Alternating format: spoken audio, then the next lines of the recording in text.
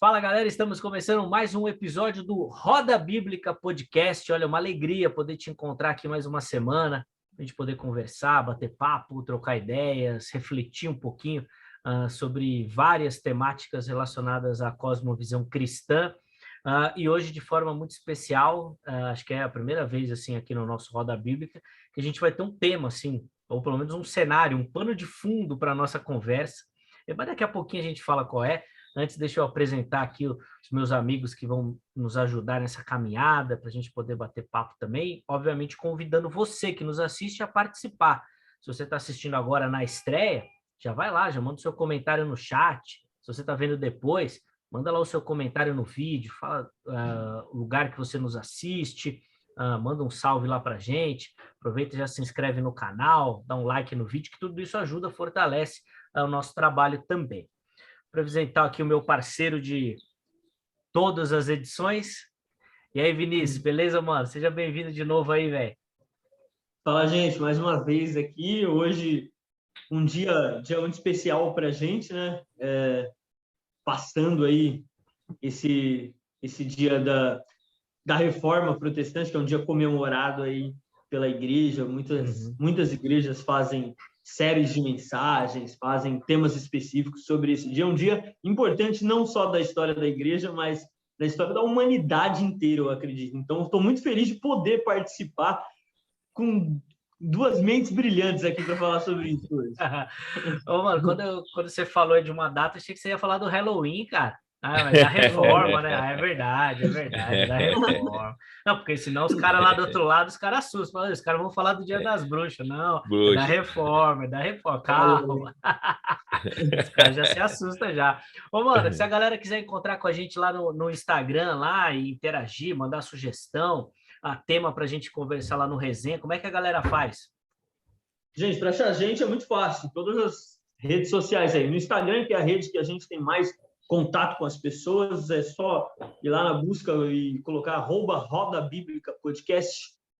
Lá tem vários trechos de mensagens por escrito, fotos. É o lugar que você mais tem comunicação com a gente. Lá você acha toda a nossa programação, pode enviar mensagem, tem os nossos stories lá, você pode indicar convidados, pode indicar temas para o resenha, pode falar, criticar, pode chamar a gente de bolsominion, pode chamar a gente de lulopetista, pode chamar a gente que você quiser lá, mas entre em contato com a gente e fala o que você está achando do nosso podcast. Para achar também a gente no YouTube, é facinho, só jogar Roda Bíblica Podcast, lá você encontra todos os vídeos com todos os convidados, já entrevistamos bastante gente boa aqui aí, gente bastante relevante pro mundo da teologia.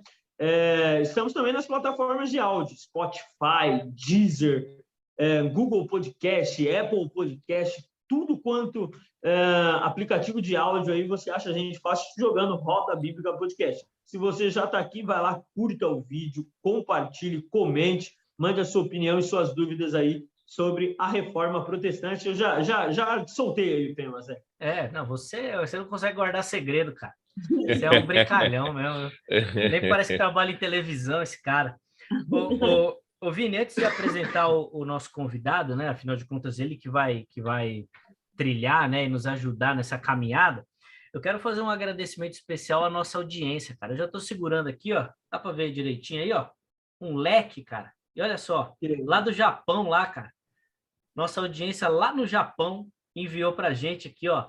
Tem para você também, Vini. Tem para o Marco também. Olha que legal, cara. Grande José Miura, que nos assiste lá do Japão, mandou aqui uma lembrancinha e mandou também uma caneta para a gente, ó.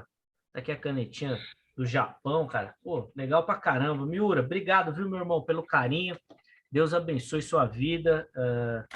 E ele cobrou, falou que a gente tem que postar o conteúdo, não pode ficar sem postar, não, viu? Então, Miura, nem que seja só para você, cara.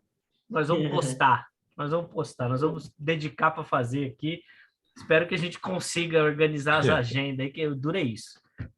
Bom, manda aí, tão longe, né? Tão longe. Eu quero agradecer também, Miura. Obrigado. Manda.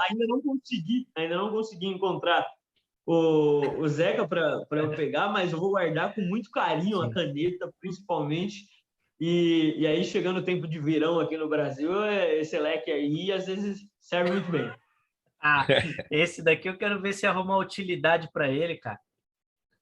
Esse daqui eu vou usar no dia que a gente for falar da polêmica envolvendo o Maurício de Souza aí. Olha aí eu uso esse daqui. Mas nós temos que estar envolvido nessas coisas aí que o povo quer saber, né? Então nós vamos falar também, mas isso mais para frente. Não é hoje ainda, não ainda. Gente, deixa eu apresentar o nosso convidado, ele que, poxa, gentilmente atendeu o nosso convite feito em cima da hora, e ele conseguiu arrumar um espacinho na agenda ali para nos atender com muito carinho, muita alegria que o Roda Bíblica, eu ia falar o Vejam Só, é com muita alegria que o Roda Bíblica tem a alegria e o prazer de receber hoje o reverendo Sammy Anderson, ele que agora está finalizando o processo e será membro também da Igreja Presbiteriana do Brasil, um cara muito intelectual, já teve participações lá no Vejam Só, né? Por isso que eu acabei confundindo aqui, sempre contribuindo de maneira muito interessante, reflexões super importantes, muito centrado nas suas opiniões, cordial, ainda que divergindo. Então, é um cara que a gente tem bastante alegria de receber aqui e certeza que nós iremos aprender bastante com ele. Reverendo Sammy, obrigado, viu, meu irmão? Seja bem-vindo. Muito obrigado, Zeca. Obrigado por suas palavras gentis. Obrigado ao Vinícius.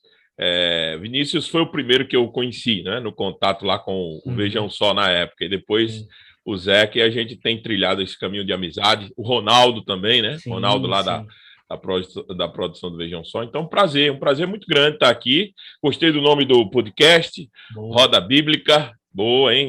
Isso pega, hein? Isso pega fácil.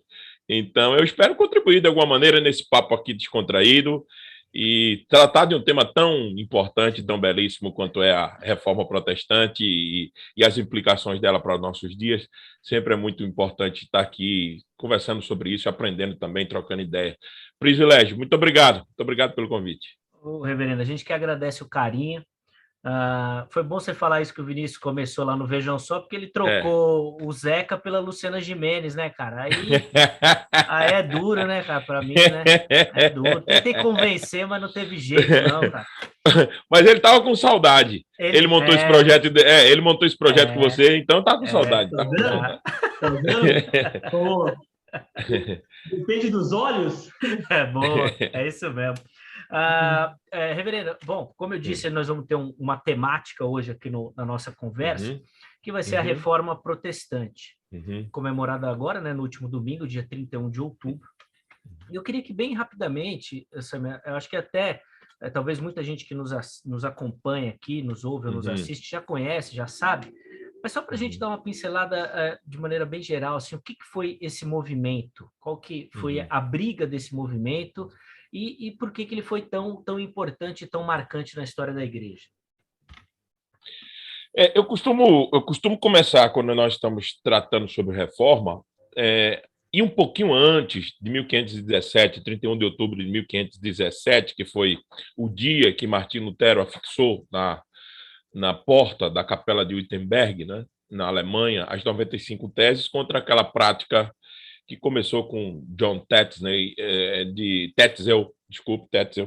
de venda de indulgências, e ele afixou na Capela de Wittenberg, no dia 31 de outubro de 1517, as 95 teses. Esse é um marco, uma data que marca. Mas eu entendo que isso é um pouco antes ainda, mais tardio. Isso começa com os pré-reformadores, como John Huss, Wycliffe, né, e aqueles que participaram do chamado movimentos da pobreza, né? Realmente, depois dos pais da igreja, depois de 400, 500 depois de Cristo, a coisa começou realmente a ficar complicada em relação à prioridade ou autoridade das escrituras como governo do povo. Então, isso ficou realmente complicado. Isso foi sendo esquecido, as escrituras foram sendo deixadas de lado, o papado, né, e a autoridade do pontífice começou a ganhar muita eminência. E aí o cativeiro, a palavra foi ficando, na verdade, Zeca e Vinícius, ficando no cativeiro. Ficou escondida mesmo, né? Reclusa a quase nada, né? Colocada mesmo de lado. uma exaltação exacerbada do monasticismo, aquela vida mais monástica, enclausurada, dos monges, dos clérigos em montanhas, coisas bem distantes, as missas rezadas em outras línguas que ninguém entendia. Então não havia um ambiente realmente de esquecimento quase que absoluto da palavra, né? A mediação de Cristo, o sacrifício de Cristo totalmente deixado de lado, a mediação passou a ser feita pela igreja, a igreja comandou o cenário político, filosófico, científico por muito tempo, e aí isso foi pressionando bastante a sociedade, ao ponto deles ficarem quase que sem vida também. Porque tudo que tinha que se fazer tinha que se pedir a permissão da igreja. A igreja controlava tudo. A igreja controlava os reis, os príncipes, né? A questão socioeconômica foi muito controlada na época, né? A igreja, quando eu me refiro, a igreja da época, a igreja do período medieval, né? E aí a coisa chegou num ponto que ficou realmente quase que insustentável, porque existia realmente fome estabelecida, para que você tenha uma ideia. Nesse movimento da pobreza, que é antes de 1517, as pessoas quase que eles não tinham ascensão social. A gente hoje reclama, né, Zeca e Vinícius, de distribuição de renda, né? Rapaz, olha, nós não tínhamos muita noção, só quem viveu aquela época, para ter a noção do distanciamento que existia entre a camada mais rica, ou o extrato mais rico da sociedade, e os mais pobres. Era um negócio. Hoje a gente reclama disso, mas naquela época era uma coisa assim absurda, abissal, né?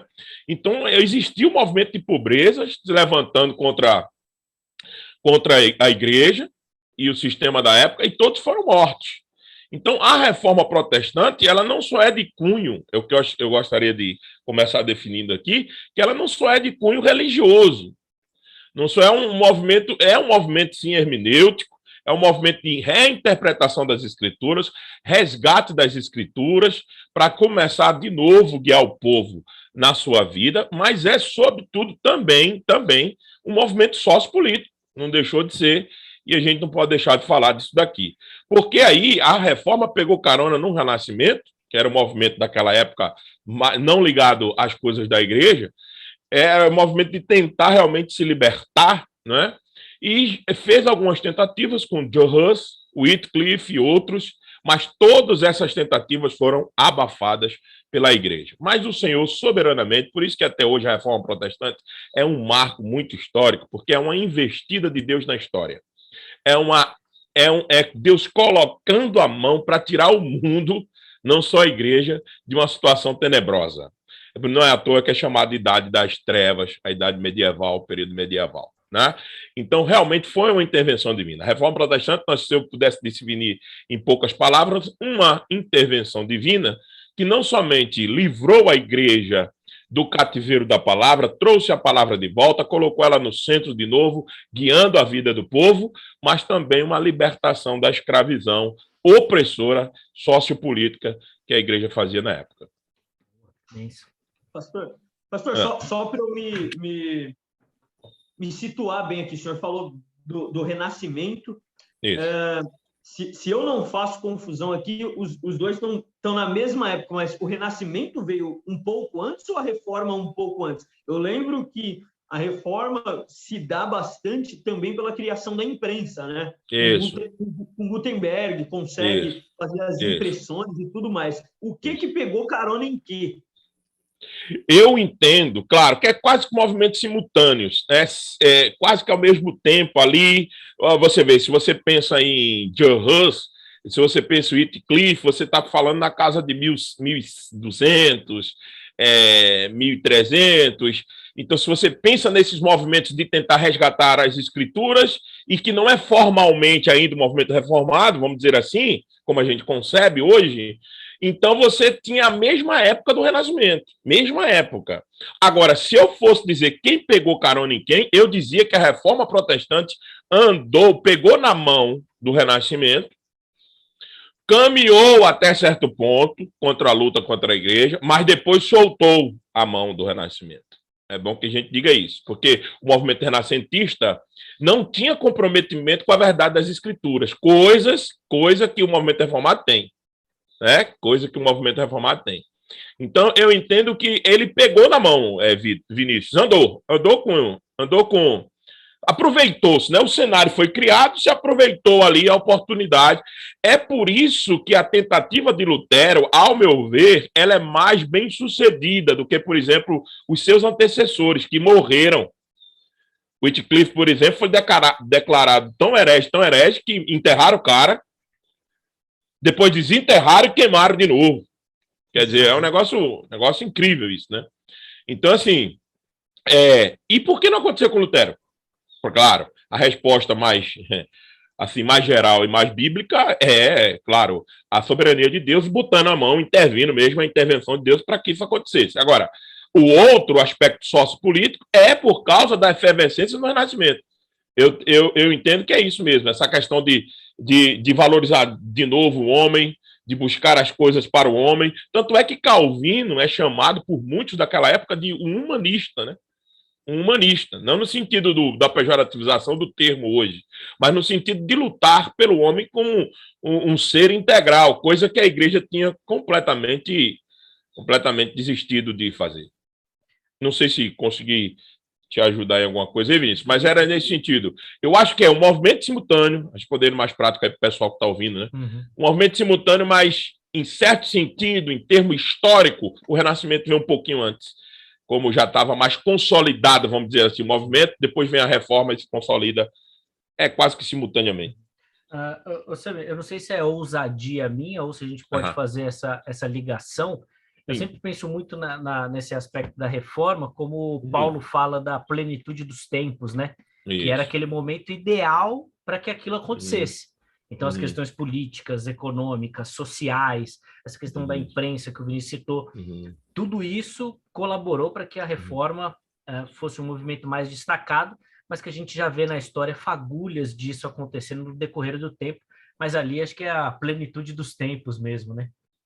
É isso mesmo, esse termo é bom, se a gente tomá-lo no seguinte sentido, Zeca, se a gente tomá-lo como a medida do tempo preparado por Deus para determinadas coisas. Exatamente. Claro, o apóstolo Paulo está fazendo isso em relação à vinda de Cristo. Ele está dizendo isso na plenitude do tempo, veio o Senhor, tal, tudo bem.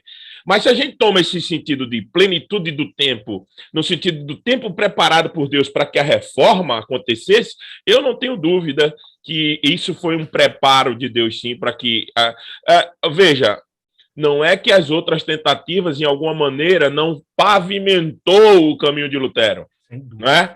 Vamos dizer que eram golpes que era se dado contra o gigante, e o gigante não caía, mas sentia. Sim. Aí com o Lutero, não, o gigante veio ao chão mesmo. O John Hus era aquele que tinha apelido de ganso? Ganso. Né? Hus em alemão é ganso, né? Também é apelido de ganso por causa disso também. Ele era apelido de ganso. Eu não sei, tem uma história dessa aí, já que a gente tá batendo papo aqui, o negócio vai ficar muito, né, Zeca? Muito debate, muito teológico aqui. Deixa eu contar uma história. Dizem que o sucessor de John Hus na capela, eu acho que isso até está registrado em algum livro aí, não sei se é de John Piper, alguém que escreveu, acho que é John Piper naquele livro A Face Carrancuda de Deus, que diz que o sucessor de John Hus, ele foi pregar com a aposentadoria, e John Hus sentado atrás, né? Ele disse que quanto mais furavam os olhos do ganso, mais ele falava, né? Mais a gente podia ouvir a sua voz. Legal essa passagem com o John Hus, era um grande servo de Deus mesmo também. Que legal. O pastor, eu gosto sempre de uma coisa que um pastor que eu admiro muito fala. Ele fala assim que quando tem na Bíblia falando sobre que a reforma não é uma coisa legal, porque a reforma, no geral, tentou continuar com o mesmo, dentro do mesmo sistema, mudando algumas coisas.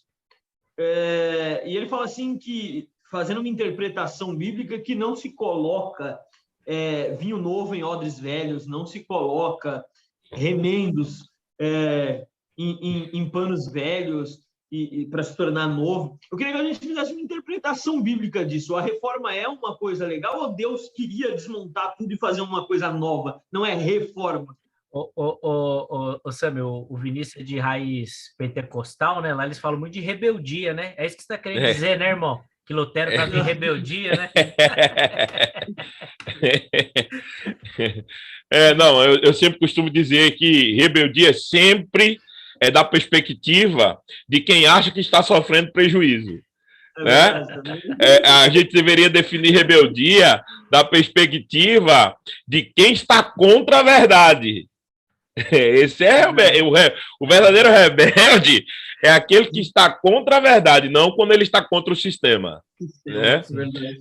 Pensando nisso, eu entendo que não. Eu entendo que Lutero realmente tentou fazer uma defesa. Começou, né? Ele foi usado, né? Ele não fez completamente tudo aquilo que a reforma depois se tornou. Um grande vulto, né, na história, uma grande coisa, né? Assim, Vinícius, entendendo que você está colocando na perspectiva de que, por exemplo, se era bom ou não fazer uma reforma tentando ficar por dentro, era um sentimento muito da época. Lutero era um cara que não queria necessariamente jogar toda a igreja fora. Ele queria realmente fazer uma mudança naquilo que ele cresceu, naquilo que ele amou, que nem a nossa igreja. Eu não sei se vocês passam por isso, mas aqui ou acolá, alguém me procura dizendo assim, pastor Sami, rapaz, eu tenho enxergado tanta coisa na minha igreja local, rapaz. Olha, eu não sei. Aí a gente explica para ele o que é a verdade, como é que se deve, mas aí ele diz assim, mas eu tenho muito amigo. Eu tenho muito colega, eu cresci lá, pô, eu fui batizado lá, eu jogo bola com os caras. Você tá entendendo? Então, queira ou não queira, tinha esse sentimento de Lutero. Estou tentando aqui trocar em miúdos, colocar uma coisa bem coloquial, né? Então, assim, tinha esse sentimento de Lutero. Tinha essa coisa de dizer, poxa, a minha igreja eu cresci, eu me formei aqui, eu entendi a coisa aqui, então vou tentar mudar esse negócio aqui. Agora, claro, com o passar do tempo se viu que não dá, não é, Vinícius? Aí a coisa foi se estendendo e aí realmente produziu uma coisa completamente diferente da Igreja Católica Apostólica Romana. Primeiro ela começou a rachar nela mesma, aí ficou a Igreja do Oriente e a Igreja do Ocidente. E depois aí se consolida o movimento realmente protestante, com a Igreja da Inglaterra, a Igreja em outras igrejas também pelo mundo. Né? Então, essa coisa de colocar vinho novo, você disse aí, em odre velho, será que não poderia dar algum tipo de problema? Tanto é que deu, não é que não deu, né? Tanto é que hoje nós estamos em outra linha por causa desse movimento. Não temos como a gente, hoje não tem uma linha mais de volta para dizer que a gente tem algum tipo de contato com aquela igreja que rompemos, que no passado foi rompido. Então, eu entendo, é por isso que eu coloquei as coisas separadas. Tem momentos que você luta pela mudança de onde você está, e você tem que fazer isso, né? Tem outros momentos que você tem que entender que a sua luta ali acabou e agora nós temos que partir para alguma coisa nova que Deus tem preparado. Então, é justamente isso que aconteceu. Lutero tentou, depois nasceu a Igreja Luterana. E hoje é de confissão luterana, que é uma igreja hoje estabelecida no mundo. Né? Então, eu acho que foi válido. Inclusive, Samuel, eu quero falar um pouquinho da figura de Lutero, mas antes, você até citou a igreja luterana, eu acho que é legal a gente comentar, porque às vezes o pessoal fica muito na mente que o movimento reformado foi muito único. E ele teve vários movimentos dentro do movimento. Então, citou aí, por exemplo, a igreja luterana, que obviamente Lutero teve um papel fundamental, mas a gente pode lembrar de Calvino, lá em Genebra, e aí da igreja mais reformada, vamos dizer assim, a própria igreja anglicana também, os anabatistas também, tiveram vários movimentos. Fala um pouquinho para a gente, assim, tudo muito igual, tudo muito diferente, cada um aproveitou e foi surfando numa onda. Olha, eu gosto muito, Zeca, e aí a gente falando um pouquinho de uma coisa mais, né, de uma forma mais acadêmica, mas assim, aí sem perder esse estilo nosso do bate-papo aqui. Ó, Eu gosto muito de uma frase que Alistair McGrath, no seu livro, diz assim, ele diz, se a doutrina da justificação da fé somente foi o princípio material da reforma, o princípio de sola escritura foi o princípio formal. Tá. Então, se trabalhou com um princípio que era geral, veja mesmo. É por isso que quando eu começo a responder esse tipo de pergunta que você me fez, eu começo dizendo uma coisa, todo mundo partiu do mesmo pressuposto. Quais foram os pressupostos? Os 5 solas. Todo mundo defende 5 solas. Não tem nenhuma igreja evangélica hoje que não defende 5 solas. Você já parou para pensar nisso? Todas as igrejas evangélicas, por mais diferente de suas confissões que elas sejam, quem é que é contra a escritura no meio evangélico? Ninguém, só a escritura.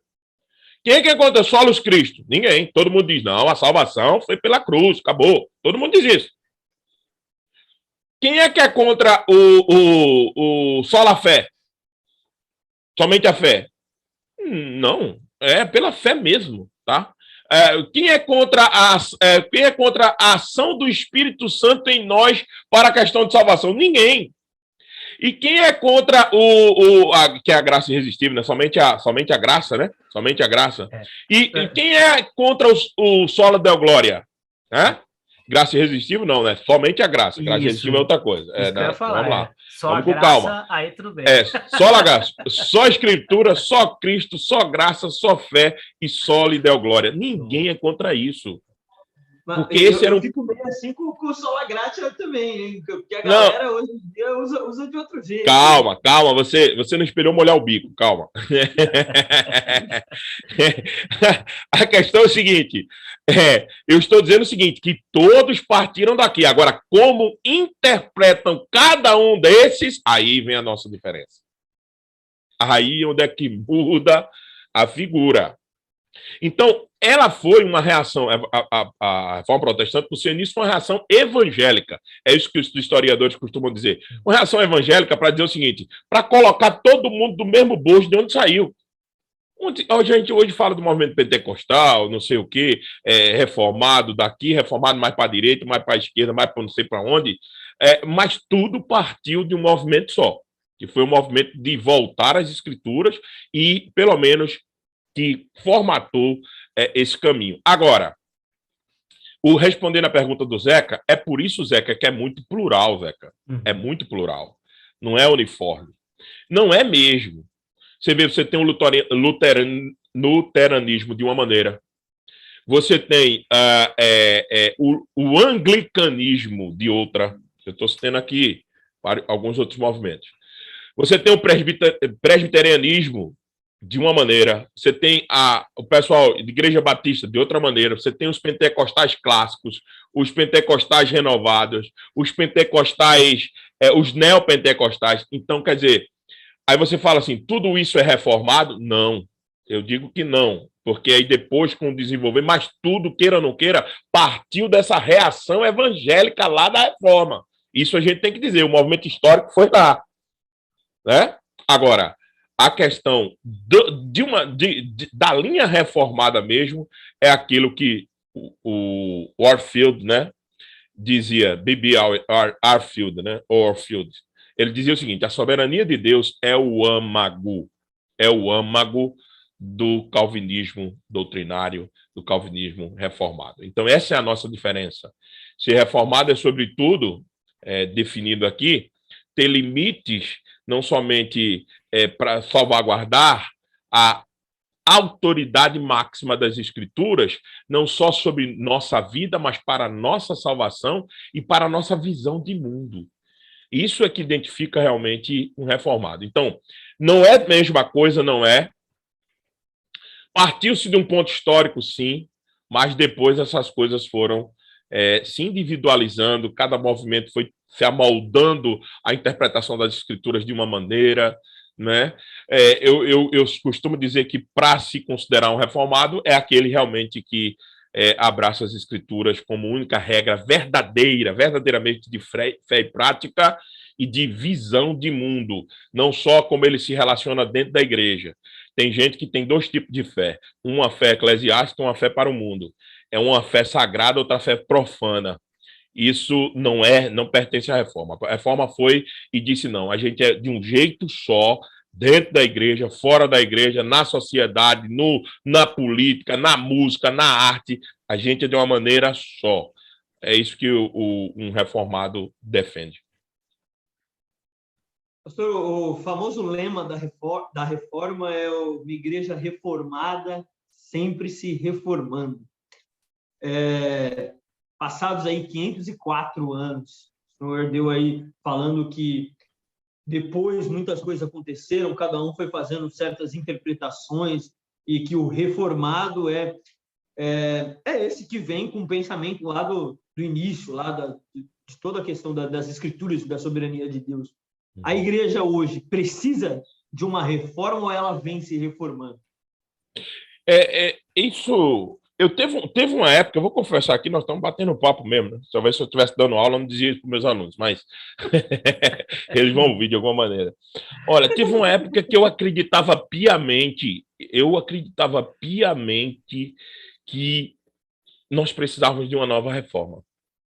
Teve uma época, eu vou confessar esse pecado meu aqui, não sei se é pecado não, mas talvez até tenha uma certa lógica. Eu acreditava plenamente que nós precisávamos de uma reforma. Depois a gente vai amadurecendo, vai refinando alguma coisa teológica, eu fui entendendo que esse movimento 1517, ele não é solitário no mundo, não. Aconteceu já várias vezes. Nas escrituras está cheio de reformas. A reforma do rei Josias, certo? A reforma de Esdras e Neemias, Esdras, principalmente, Neemias não, mas Esdras, quando acha de novo o livro da lei, capítulo 9, Josias, Esdras, então, assim, a gente fica querendo uma nova, não, mas na verdade é que se o meu povo, que se chama pelo meu nome, se humilhar, orar e me buscar e se converter dos seus maus caminhos, eis a reforma. É uma conversão, é uma mudança de direção dos seus maus caminhos. Eu ouvirei do céu, perdoarei o seu pecado e sararei a sua terra. A gente fica sufocado, não é, Vinícius, de problemas que existem na igreja de hoje, fica dizendo assim, não, tem que fazer uma separação do joio e do trigo. Aí, mas só que o Senhor mesmo, Jesus, disse, não façam. Quem vai fazer sou eu. Né? Então é por isso que a gente fica, às vezes, evocando uma nova reforma. Na verdade, o que muitas vezes acontece é que a igreja para de cumprir o lema reformado. Reformados, mas sempre reformando. Aí quando ela para de reformar, e reforma, entenda, não é modificar. A gente tem a ideia, porque a palavra tomou uma semântica muito, muito ruim, né, na nossa língua portuguesa. A ideia de pegar o que é velho e dar uma cara nova, né? Uhum. A gente tem sempre essa ideia de reforma, é pegar alguma coisa que está precisando, dar uma reformada e fica tudo ok. Na verdade, esse lema a gente tinha que pensar em convertidos e sempre se convertendo, fazendo um movimento de volta, no sentido de que nós já somos, já temos. É aquilo que o apóstolo Paulo diz, desenvolver a vossa salvação. O problema acontece, Vinícius, quando eu paro de fazer esse movimento de voltar para os pés do Senhor. Aí eu me afasto.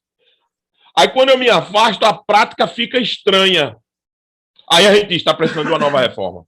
Não, na verdade... Se pensa bem, até a semântica da palavra é isso, né? Uma forma, e aí você perde a forma. Perde a forma e você vai ter que voltar para aquela forma. Exatamente, é isso aí. Boa, muito bom. É isso mesmo. Então, assim... Aí a gente fica pensando em sempre uma coisa, sabe, miraculosa, uma coisa que está muito distante de nós, não, precisa haver uma intervenção divina de novo, tal. Lutero diz, eu não fiz nada. Lutero diz, eu não fiz nada, apenas preguei enquanto comia e bebia, né? Ele diz isso. Enquanto eu comia e bebia, a palavra fez tudo. É a declaração de Lutero em 1522, depois de estar calmo, depois da reforma consolidada, ele sentado, ele escreve, diz assim, eu não fiz nada. Enquanto eu comia e eu bebia, a palavra fez tudo. Então, na verdade, continuar com esse lema, reformado sempre reformando e não mudando. Tem gente que é reformado e sempre mudando. Não. Não é mudando, é se adequando de novo aos padrões Porque por isso que a gente, às vezes, se distancia e se perde, né? E a ideia também, implícita no slogan da reforma, é a ideia seguinte: nós sempre temos alguma coisa a mais a descobrir das Escrituras, porque ela é fonte inesgotável de conhecimento. Então, nós precisamos sempre melhorar a nossa interpretação. Eu tenho um professor, eu tive um professor, e ele até hoje meu amigo, um mestre querido, que ele dizia o seguinte: eu tangencio, cuidado aí, o pessoal vai achar que a gente está com heresia. Eu tangencio, ele diz assim, eu trabalho, eu namoro com relativismo na minha interpretação. Porque a verdade é absoluta. A verdade é absoluta. Agora, a minha interpretação pode estar equivocada. Então, se a gente tem isso como princípio, a gente vai ter que estar sempre revisando, reformando, melhorando a minha interpretação, não o texto. O texto é único, a verdade é absoluta e ponto final. Agora, o problema é que às vezes a gente consolida a nossa interpretação como ela fosse a verdade absoluta e não dá mais espaço para uma reforma na nossa interpretação. E aí a gente começa a ter problema com vivência. Isso aí pode ser aplicado à nossa vida. A gente tem problema como a gente interpreta a relação com o outro, interpreta a sociedade, enfim, e uma série de coisas. Já falei muito. Desculpa. Não, Zeca, só de cortar, só para falar isso que o pastor falou, Fernando Pessoa, ele fala que Deus não é uma ideia minha. A minha ideia sobre Deus é que é uma ideia minha. Exatamente. Sim, exatamente. Ele existe independente, ele é autoexistente, ele é a saída de Deus. Ele existe independente do que eu penso dele, do que eu acho dele. Sem dúvida. E aí, pastor, sabe uma coisa que a gente já falou aqui no Roda Bíblica, e é um assunto que eu particularmente gosto e que me incomoda um pouco, porque o irmão tem falado aí e colocou como lema da reforma e como caminho para essa continuidade dessa transformação, que é o que o apóstolo Paulo vai falar lá da renovação da mente, a Isso. palavra, que foi a grande força da reforma, essa volta à palavra. Mas às vezes com a impressão que nós abandonamos isso de novo, né? Nós deixamos de lado aí. Ela está tão fácil, ela está tão acessível, mas parece que a gente abandonou ela de novo, né? Como é que você observa esse apego com a escritura do cristão hoje, pastor? Olha, isso que você está perguntando é tão sério, que eu tinha que ter a felicidade do Senhor nos dar a graça da gente responder isso com a máxima seriedade possível. Isso é muito sério mesmo, Zé. A sensação que eu tenho é que o Senhor preserva a sua lei e a sua escritura, preservou, e agora nos deu ela fartamente. A Bíblia continua sendo o livro mais vendido do mundo. E ele nos dá isso fartamente, e a gente, de alguma maneira, a igreja, de alguma maneira, vive como aquele mendigo pedindo esmola que morreu em cima de uma pedra. Ao tirar a pedra, para enterrá-lo naquele lugar que ele sempre vivia naquela cidade, ao enterrar, descobriu um tesouro. Ou seja, o cara mendigou em cima daquela pedra a vida inteira sem descobrir o quanto aquilo era valoroso. A ideia que eu tenho é que a igreja vive assim. Ela vive, às vezes, mendigando como as escrituras precisassem ser atualizada, como a escritura precisasse ser completada, e aí ela mendiga de outras ciências o trato, por exemplo, com o homem.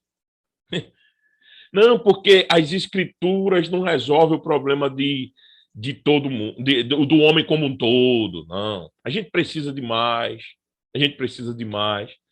Então, na verdade, ela está sendo deixada de lado, sim, Zeca. Eu entendo isso, eu entendo assim. E o que mais me deixa triste é que falta a gente, muitas vezes, a verdadeira compreensão do que ela é e da relação que ela tem com a gente, né? É interessante perceber isso, de que muitas e muitas vezes a gente trata a palavra como uma coisa simplesmente assim, desprezível. Veja, o que um dos reformadores disse, eu vou ler aqui para vocês, se vocês me permitem. Claro.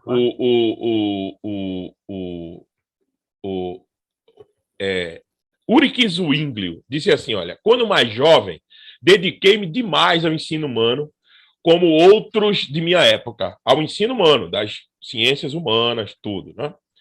E quando há 7 ou 8 anos depois que passei, devotei-me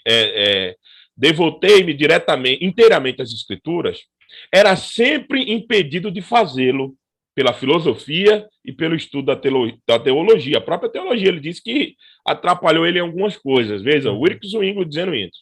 Finalmente, porém, cheguei ao ponto de que, guiado pela palavra e pelo Espírito de Deus, vi a necessidade de colocar de lado todas as coisas e aprender a doutrina de Deus diretamente da sua palavra. Então comecei a pedir luz a Deus e as escrituras tornaram-me muito claras para mim. A ideia, Zé, que é o seguinte, que nós temos as escrituras, mas muitas vezes não conhecemos Deus.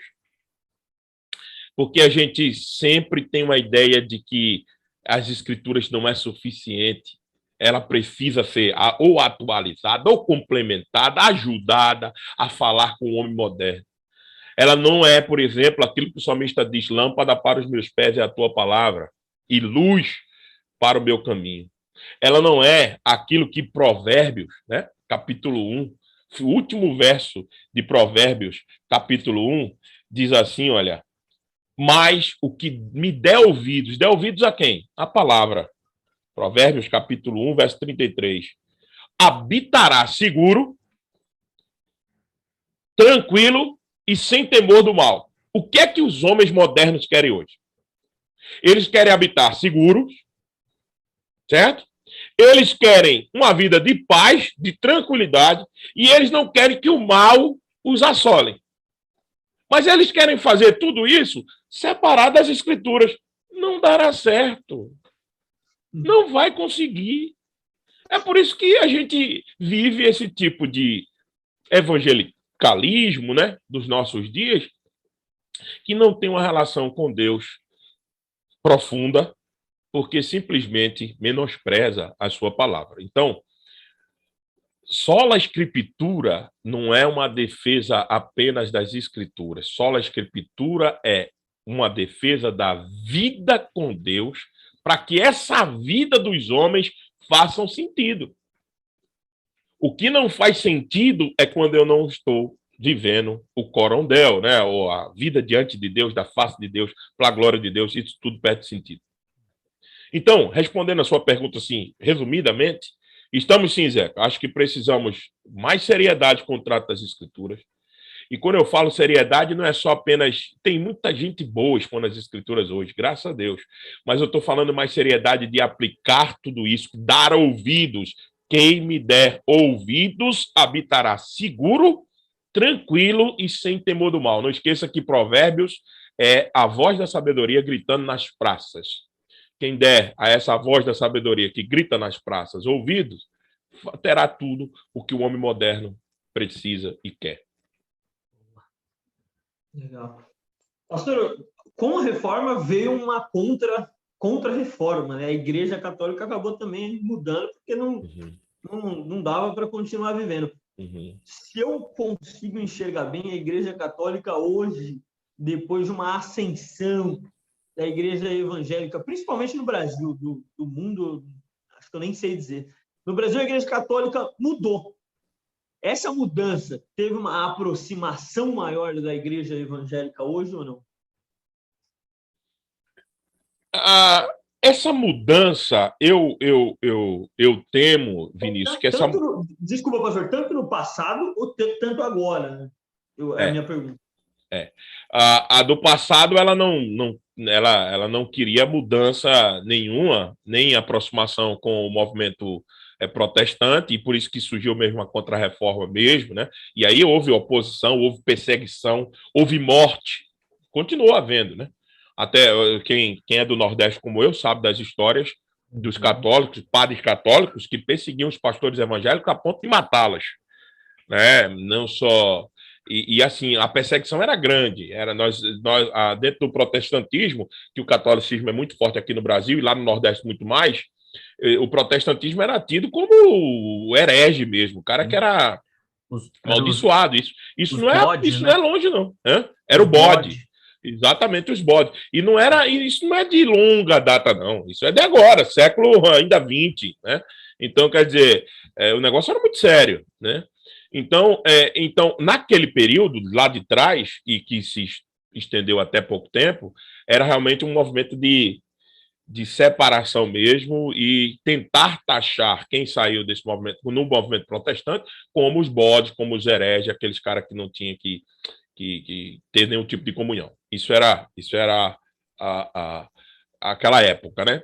Agora, esse movimento de suposta mudança, o meu problema, Vinícius, com isso é que eu não sei se isso é motivado por uma releitura adequada das escrituras, ou a motivação é perda de força mercadológica. Mercadológica, exatamente isso, mercadológica. Então eu fico com muita desconfiança.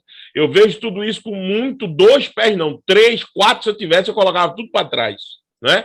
Porque assim é muita desconfiança, né? Claro, tem que se respeitar o fato de que a igreja ficou sob domínio da igreja romana mais de 1000 anos. E aí eu sempre tenho cuidado de dizer essa coisa, porque assim, será que nesses 1000 anos não houve nenhuma salvação? Claro que não. Quem disser um negócio desse está mentindo. Mas se houve salvação foi por quê? Pelo ouvir a palavra, de alguma maneira acessar as escrituras, mesmo naquele período conturbado do período das trevas, né? Que foi a Idade Medieval. Bom, eu respeito isso, que a igreja ficou debaixo da Igreja Católica Romana, então eu não tenho uma postura, às vezes, contra a Igreja Católica Romana totalmente respeitosa, como eles tiveram com a gente. Não, eu tenho esse respeito histórico, vamos dizer assim. Agora, eu entendo que esse movimento é muito mais por perda de fiéis do que propriamente uma leitura acurada das escrituras e uma determinação. Você vê que quando alguém se manifesta do lado de lá, em relação às escrituras, a ordem sempre é a igreja e as escrituras. E no nosso lado de cá é sempre o contrário, as escrituras e depois a igreja. Então, acho que não houve uma inversão. Não houve uma inversão no lado do catolicismo. Eu acho que não houve. Não houve mesmo. Então, eu entendo que a gente tem que ver isso com mais tempo. Não é um movimento tão grande. É novo, movimento carismático. Deixa ver onde é que isso vai dar, historicamente, para onde isso vai andar. Já houve até reações dentro do papado contra esse movimento que foi muito forte, que é muito forte aqui no Brasil, né? No Brasil, a gente tem que dizer isso. Na verdade, quem começou com isso, antes dele já havia outros padres, tal, mas quem teve um problema com o papado lá de Roma foi Marcelo Rossi, né? O padre Marcelo Rossi aqui, e ele teve até problemas mesmo com a questão de ter que dar explicações. Bento XVI, que na época não era o Papa, era o presidente da Congregação do Santo Ofício, pediu explicações do Brasil, o que estava acontecendo com a igreja. Então, assim, a gente tem que entender que a igreja oficialmente ainda, a própria Igreja Católica olha com maus olhos esse movimento, até hoje. Até hoje. Então, assim, agora você vê um movimento de padres mais novos, parece que estudando mesmo as escrituras, vamos ver até onde isso vai e o que é que isso vai acontecer, né? Que se eles chegarem a um ponto de colocar a Bíblia em primeiro lugar e do que a igreja, talvez eles tenham problemas, aí a gente vamos dizer assim, cenas para os próximos capítulos históricos. Mas eu olho isso com muito cuidado e esperando, deixa a coisa andar mais um pouco para a gente ver o que é que vai acontecer. Antes da pergunta, eu vou fazer 2 observações disso. Primeiro, Vini, não sei se você lembra quando a gente entrevistou o pastor Jader, lá do Conexão ID, do Ministério lá dos Sertões. Ele falou exatamente isso, que eles chegavam em cidades ali, interior da Paraíba e tal, que os padres faziam campanha contra eles. Exatamente. Falando no som da igreja, fechem as portas, que chegaram os bodes. E ele falou isso, falou aqui assim, do início dos anos 2000. Exatamente. E não é longe, né, Zé? Que é agora há pouco. Sim, sim. Eu tenho história da década de 90 que pastor no sertão pernambucano pregava com um revólver debaixo do púlpito, com medo de ser atacado, para você ter uma ideia. Imagina só. E aí, outra observação que o Sami falou é que o Papa, né, antes de ser Papa, pediu explicação lá para o Marcelo. Se ele viesse para o lado aqui evangélico, ele ia ficar doido, então. Aí que ele ia ver que o negócio bagunçou de vez. É verdade. Ficar lá mesmo. É verdade. É verdade. Ô, Zeca, já para acostumar nosso público, já que a gente está falando dos padres aqui, não foi uma, duas vezes que pediram padres aqui para a gente conversar com padres. Sim. Quem sabe? Eu sempre falo assim, mas gente, a gente tem um determinado público que olha de um jeito para a gente, vamos com calma. Vai que a galera se acostuma, a gente traz um padre aqui para a gente conversar. Vamos ver o que ele vai falar. Inclusive, vou utilizar então, o Sami, agora, a gente vai caminhando aí para o final da conversa, mas uma questão bíblica que a Igreja Católica usa bastante, mas que eu observo que, às vezes, dentro do nosso arraial evangélico, essa questão também é muito levantada. Você falou aí da justificação pela fé e desse apego pela Escritura. Como é que a gente lida com o que Paulo fala e com aquilo que Tiago fala das obras? Na teologia católica isso é muito forte, a teologia das obras, né? E da salvação também por elas. E eu fico com a impressão que tem muito evangélico que abraça, talvez não abertamente, mas que quer dar uma forcinha para a justificação pela fé, né? Só pela fé não dá também, né? Deixa eu fazer alguma coisinha aqui. Como é que a gente concilia esses dois pensamentos aí, Sam? Eu entendo o seguinte, o movimento reformado defende, já que a gente está falando de reforma, defende a salvação única e exclusivamente pela fé. Né? O crer vem pelo ouvir, essa fé é gerada pela pregação do evangelho, e o ouvir a palavra de Deus, isso traz fé, né? Gera fé, vamos dizer assim. Agora, o caminho natural dessa fé é a prática das boas obras. Então, eu defendo, como todo reformador defende, a ideia de que a salvação é eminentemente pela fé, justificação pela fé, a doutrina que impactou a reforma. Agora, jamais essa fé será demonstrada, aí é porque eu tô lendo o Tiago agora, jamais essa fé é demonstrada sem as obras. Não, a fé ela não é um ente. A fé ela não é um ente intelectual.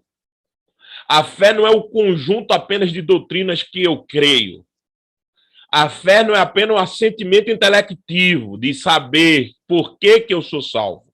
Eu sou salvo porque eu nasci em pecado, e pecado me concebeu minha mãe, e aí eu creio em Jesus Cristo como mediador. Isso são assentimentos intelectivos, raciocínios, que faz a fé um ente intelectual, em certo sentido, um corpo de doutrinas, mas ela não é só isso. Ela tem que ser materializada. Ela tem que ser vivenciada. E aí, onde é que entra as obras? Então, e assim, entre as obras, cuidado, eu não estou sendo aqui legalista, entre as obras imperfeitas que nós fazemos. Porque o problema do nosso time aqui, que o Zeca estava mencionando, é que às vezes o cara acha que vai alcançar a salvação, dando uma forcinha na doutrina da fé, né? Ele vai alcançar a salvação fazendo aquelas obras perfeitas que Cristo fez, amando os outros como Cristo amou, né? Honrando pai e mãe, né? Sendo um bom marido, uma boa... Como que a gente fizesse isso de forma perfeita. Eu entendo que isso é uma má interpretação das escrituras do nosso lado de cá. Porque quando eles pensam em Tiago, eles pensam na obra perfeita, muitos de nós. Né? E quando eu estou pensando em Tiago, eu estou dizendo assim, alguma coisa que lembre nas minhas obras que Cristo realmente fez uma mudança em mim. E eu não estou falando disso de coisa perfeita, porque não é. Nós ainda estamos na presença do pecado. Estamos livres do poder da condenação, mas na presença ainda estamos. E é o bem que nós queremos fazer, muitas vezes nós não fazemos. E o mal, constantemente fazemos, e que não queremos fazer. Então, a ideia é que eu entenda a salvação pela fé, dizendo sim que essa fé vai ser externalizada em obras, mas que essas obras não são perfeitas como as obras de Cristo são.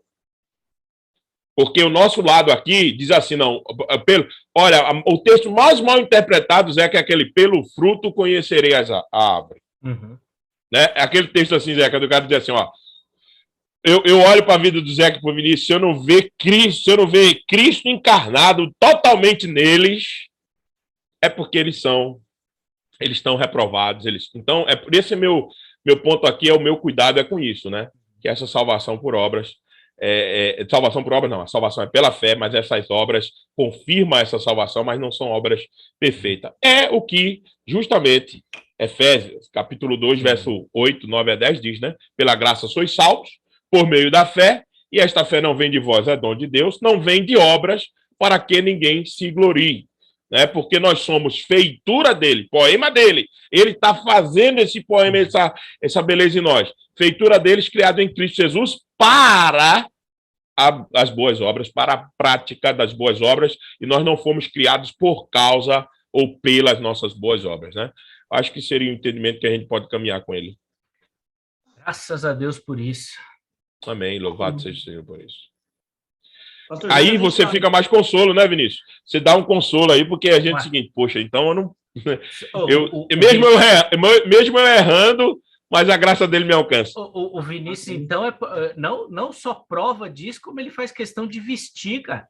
O cara... Vestir isso, materializar isto, né? Aí, ó, se não fosse pela graça, o cara tava condenado. Só pela graça, cara. Totalmente. Se fosse seu livre-arbítrio, você tava lascado. Deus te deu e você escolhe o Corinthians, tá amarrado. Vai, faz a última aí. Faz a última aí. Quer dizer que com o Corinthians tem soberania, né? Vai. Exatamente, vai. É isso. Faz a última pergunta aí. Tomar banho. Pastor, já que a gente tá aí, citou a questão socioeconômica da reforma, a gente entende, acho que principalmente a gente das igrejas reformadas consegue enxergar hoje as escolas, principalmente na questão da educação, o quanto a reforma impactou o mundo, e até hoje a gente vê, talvez as pessoas nem saibam, Mackenzie, Metodista e Adventista, vários colégios, várias faculdades que vêm de questões da educação da reforma. Uhum. A própria formação dos Estados Unidos vem de uma forma de enxergar a economia e o capitalismo, tudo mais, por uma questão bíblica. O que é hoje, assim, que a gente consegue falar assim para as pessoas, olha, isso é reforma protestante pura, e vocês nem sabem, no mundo. Veja, nós temos esse tema muito me atrai, muito me fascina. Teria que ter outro tema desse, né? A cosmovisão reformada.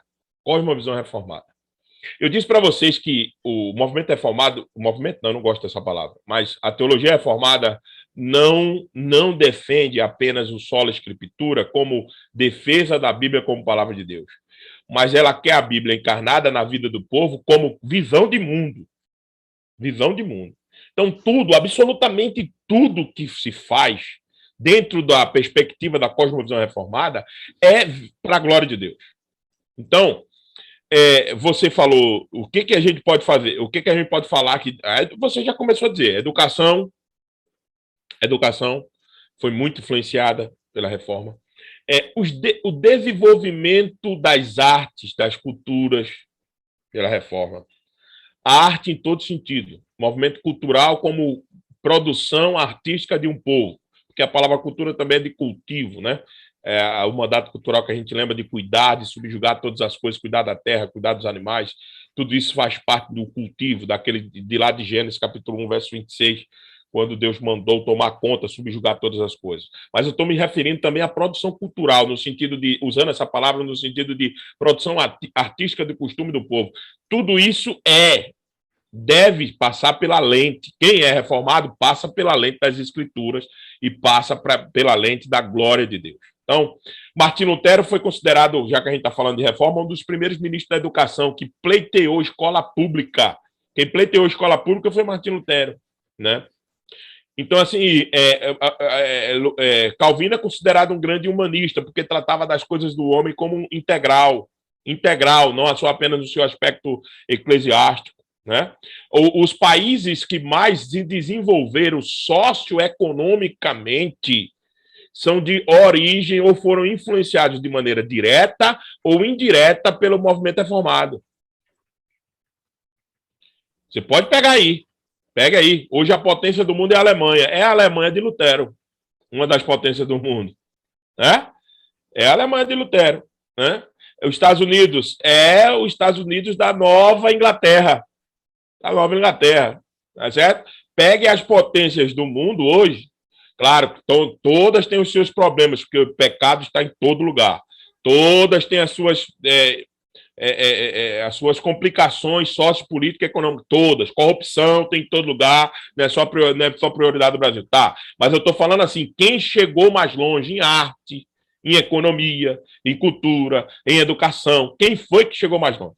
Aqueles países que foram influenciados por uma teologia reformada. É só você pegar a história. França está aí, né, apesar do desvio moral da França, mas estou falando em termos de desenvolvimento socioeconômico e cultural também, né? Então, assim, Vinícius, eu não sei se fiz me responder, eu não sei se respondi a tua pergunta, mas eu queria contribuir com o pessoal o seguinte, olha, reforma ou teologia reformada não é uma questão apenas de intelectualismo bíblico, exposição, não, é uma questão para a visão de mundo, né? Eu vejo, vou falar um pouquinho aqui rapidamente, 1 minuto. Eu sei que vocês querem acabar o programa aí, olha, política, essa polarização. A teologia reformada, aqueles que trabalham com a reforma protestante, que têm as escrituras em autoridade máxima, não pode viver essa polarização. Por quê? Porque os dois lados têm que apanhar da Bíblia. E nós não fazemos isso. Nós tomamos um lado em detrimento do outro e aí ficamos usando desculpas esfarrapadas, fazendo remendo para cobrir o defeito do nosso lado, quando a gente tinha que ser a consciência do Estado. A igreja tinha que ser a consciência do Estado, chamar todo mundo à ordem. Veja, Daniel fez isso. Daniel disse, Nabucodonosor, põe a tua casa em ordem. Olha, e ele se via. E era do time de Nabucodonosor, vamos dizer assim, do time político do cara lá. Ele disse, põe a tua casa em ordem, está em pecado contra Deus. Isso é que está dizendo o sonho que o senhor mandou interpretar. Eu estou dizendo para o senhor, põe a tua casa em ordem. Apóstolo Paulo, a mesma coisa com Festo. João Batista, a mesma coisa com Herodes. Nós fomos chamados para ser a consciência do Estado. É a gente que diz aos reis, vocês estão contra Deus. É a gente que diz. A gente não balança a bandeira do rei, dos reis terrenos. A gente balança a bandeira do rei celestial e chama os reis terrenos à ordem. Diz assim, vocês estão errados. Agora, como é que a igreja vai fazer esse papel se ela está envolvida nessa polarização, rapaz? Se ela tá nessa briga desgraçada aí, quem é que vai fazer isso? Quem é que vai dizer a presidente A, B, de Coa, de Cobê, não interessa para mim, que ele está contra Deus? Quem é que vai dizer isso? Se a igreja perdeu a moral de dizer isso, se a igreja levantou as bandeiras dos partidos políticos, se ela fez isso, ela não tem mais moral para dizer o seguinte, vocês estão errados. E nas escrituras nós vemos a visão bíblica criação que é de redenção. Essa é a que norteia a cosmovisão reformada. Então, todos que foram criados, inclusive os reinos, são de Deus. Todo mundo está em queda, então não existe Salvador, só existe um Messias, não existe 2, 3, Jesus Cristo. Todos estão em queda. E o único redentor, o Senhor Jesus Cristo. Então, por que a gente transforma os homens naquilo que Jesus Cristo é? Então, eu quero dizer para os senhores que e para todos que nos ouvem, que a igreja está perdendo a condição de ser a consciência do Estado. Porque ela não tem mais como dizer isso. Então, isso eu estou aplicando, fazendo aplicação à política. E desculpe a minha empolgação, que quando fala esse negócio, fico empolgado. Depois a gente pode fazer um tema só para isso, porque se a igreja está perdendo a condição de ser a consciência, nós estamos perdendo seguidor, porque nós estamos falando mal do mito aí, pô. Né? Nós estamos sendo cancelados, mas tá bom também. Mas tá bom, não tem problema não. Nós estamos aqui para falar. Veja, né? Não tem problema. Não, e outra coisa, eu não estou falando mal de, né, presidente A, B, eu estou dizendo assim, a gente fica Sim. no meio de, assim, polarizando isso, e eu não estou chamando ninguém para muro, eu estou chamando alguém para defender. Por exemplo, eu tenho eu apreço as pautas morais que existem no lado da direita, e eu defendo isso como Bíblia. Agora, também eu posso defender, eu posso criticar o elitismo que às vezes, alguns entes da direita praticam. Então é por isso que eu sou de esquerda? Não é isso. A gente não tem comprometimento com outra coisa, a não ser com as escrituras. Esse é o nosso ponto. E desculpa se eu fiz tu perder seguidor. Não tem problema não. Aqui, assim, veio de vermelho, tá com a caneca vermelha, os caras já... acha que... Poxa vida, eu não tinha nem pensado nisso, olha só. Meu Deus do céu, esse Vinícius também é triste. Mas eu acho que é menos ruim do que essa coisa que ele tá usando, né? Não, isso é verdade. Eu prefiro o vermelho também. Sem o preto, né? Só vermelho. Tá vendo? Vermelho e preto eu já não gosto muito, não. Flamengo. Tô fora. Reverendo, obrigado, viu, pelo carinho. Foi uma conversa muito legal, muito bacana. Acho que a gente conseguiu pensar bastante e aprender. Foi muito bacana. Obrigado pelo carinho, viu, meu irmão? Deus abençoe. Continue derramando graça aí na sua vida. Obrigado. Obrigado você, Zeca. Obrigado, Vinícius. Sempre é bom. Desculpa, às vezes a gente se empolga com alguma coisa, sai fora, mas aqui, como o papo é informal, sim, e a gente só espera que Deus use esse programa para edificação da igreja, para edificação de muita gente. E repetindo o lema, né? Reformado, sempre reformando. Pode ser que alguma posição a gente tem que sempre que melhorar, mas as escrituras, ela tem que estar sempre no alvo da nossa existência. Um abraço forte na tua audiência, um abraço a você, Vinícius, e Deus abençoe o programa de vocês, que leve muita bênção para muita gente. Amém, amém. Valeu, Vini. Obrigado, pastor, mano. Vamos lá. Que isso. Pastor, antes de agradecer, eu sempre peço um versículo preferido para a galera aqui. Qual que é o seu versículo preferido? Hoje eu peço aí um versículo que a gente possa citar aí para que envolva a reforma. Envolva a reforma? Olha, tem o famoso, né? Toda a escritura é divinamente inspirada por Deus e útil para repreensão, correção e educação na justiça. 2 Timóteo, capítulo 3, verso 15, né? Então, esse seria o da reforma. Agora, o que eu gosto muito é Colossenses 3:23. Tudo que fazeis para Deus, como para Deus, e não como para homens. Porque se esse for o nosso princípio, a gente amará a Deus sobre todas as coisas e ao nosso próximo como a nós mesmos. Ou seja, estaremos cumprindo a lei do Senhor. Colossenses 3:23. Tudo que façamos como para Deus e não como para os homens. Pastor, é muito bom conversar com o senhor desde 4, 5 anos atrás. Muito obrigado. A gente pensou rápido aí, mais uma vez, desculpa, mas muito bom mesmo. Eu me comprometo aí com a audiência. Se a gente conseguir patrocínio para o ano que vem, a gente faz aí um mês de reforma e traz para a torcida de novo. Amém! Tamo junto. Boa. Ô, Vini, só para a gente encerrar também, eu queria... Você falou aí do versículo da reforma.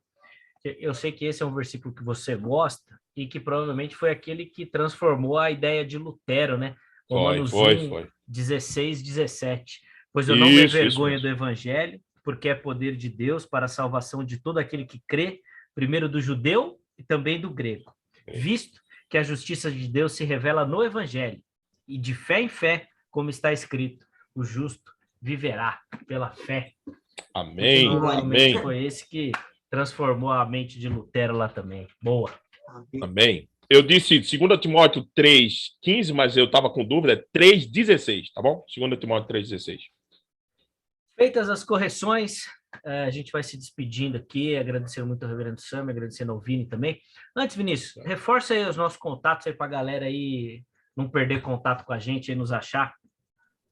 Bom, se você chegou aqui hoje aí nesse assunto sobre a reforma protestante, nós temos vários vídeos, várias conversas com vários pastores, teólogos e pensando a Bíblia aqui, a Bíblia sempre presente, como eu gosto de citar. Então, você acha a gente no @Roda Bíblica Podcast no Instagram, Roda Bíblica Podcast no YouTube e em todos os aplicativos de áudio. Joga lá, Roda Bíblica Podcast, você acha a gente. Boa, show de bola. Obrigado a você pelo carinho. Se ainda não deu o like, já dá o like naquele vídeo para dar uma fortalecida aí no trabalho também. Divulga essa conversa, se inscreva no canal, faça parte desse movimento e nos ajude aí a avançar e levar o Roda Bíblica a outras pessoas também. Forte abraço. Na semana que vem a gente está de volta com mais um episódio. Valeu! Tchau.